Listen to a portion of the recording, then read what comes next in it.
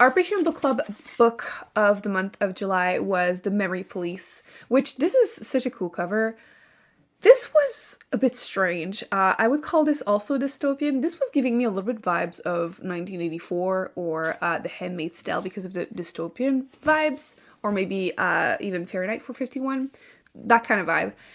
The only thing is with all of these books, including this one, I find myself really distant from the story and the characters. I feel like they don't necessarily show a lot of emotion, whether it's on purpose or not, depending on the book.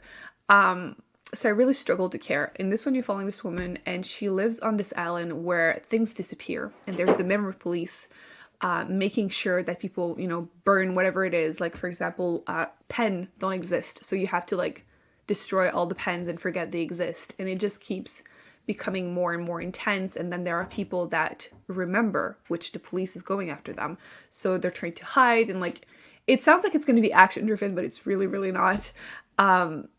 And I feel like there's a big message behind it, and I ended up Googling. Because when you finish a book and you're like, am I just dumb? Because I feel like there's an important message and I don't feel like I'm really getting it. And I'm sure we can all figure out meanings behind it, but I found myself, like I said, quite detached. The ending becomes a bit, I want to say magical realism, but not in a good way.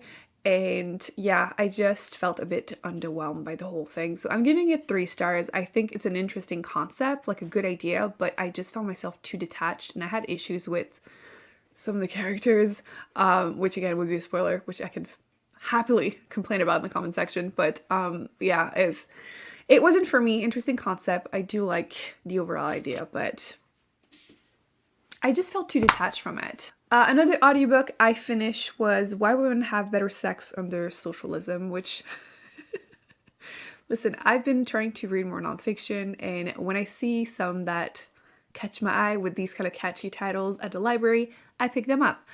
This is a nonfiction, like I said, and it's the author exploring the intersection between feminism and socialism and how women are happier when they have financial independence. That's the overall gist. Obviously, again, the title makes it very eye-catching, but she has spent her whole life looking into this topic, and I do think she does a really good job at explaining it in a succinct way.